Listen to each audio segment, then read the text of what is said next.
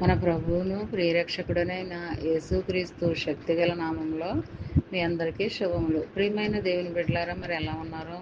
మరి గతించిన దినమంతా కూడా ఆయన రెక్కల నీడలో నిన్ను నన్ను మనందరినీ కాపాడి మరొక నూతనమైన దినంలో మనల్ని ప్రవేశపెట్టిన విధానాన్ని బట్టి మరొకసారి ఆయనకి వందనాలు చెల్లించుకుంటున్నామండి.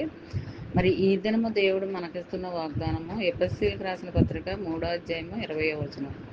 మనలో కార్యసాధకమైన తన శక్తి చొప్పున మనము అడుగు వాటన్నిటికంటేను ఊహించే వాటన్నిటికంటేను అత్యధికంగా చేయ శక్తి గల దేవునికి.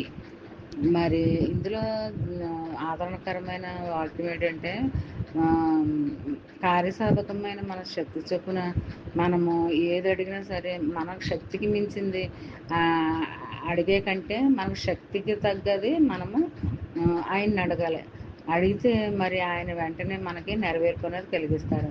మనం ఊహించిన దానికంటే ఇంకా ఎక్కువ, అంతకంటే ఎక్కువ మనకి ఇస్తానని మాటిస్తున్నాడు అన్నమాట ఈ వాగ్దానంలో.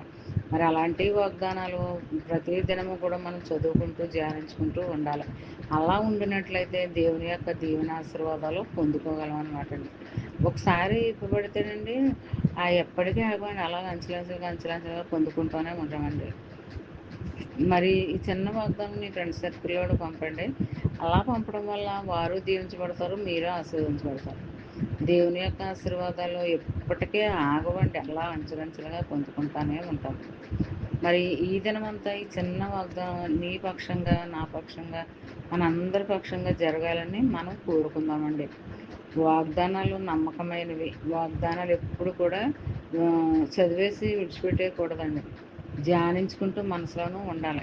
అలా నువ్వు ఉన్నట్లయితే మరి దేవుని యొక్క మహాకృపని నువ్వు చూస్తావు అని అంటాడు ఇక్కడ. మరి అలాంటి దీవెన ఆశీర్వాదకరమైన వాగ్దానాలు మనం ఎప్పుడూ చదువుకుంటూ ధ్యానించుకుంటూ ఉండాలండి. అలాంటి స్థితిలో నువ్వు నేను మన అందరము ఉండాలని కోరుకుంటూ, గాడ్ బ్లెస్ యూ.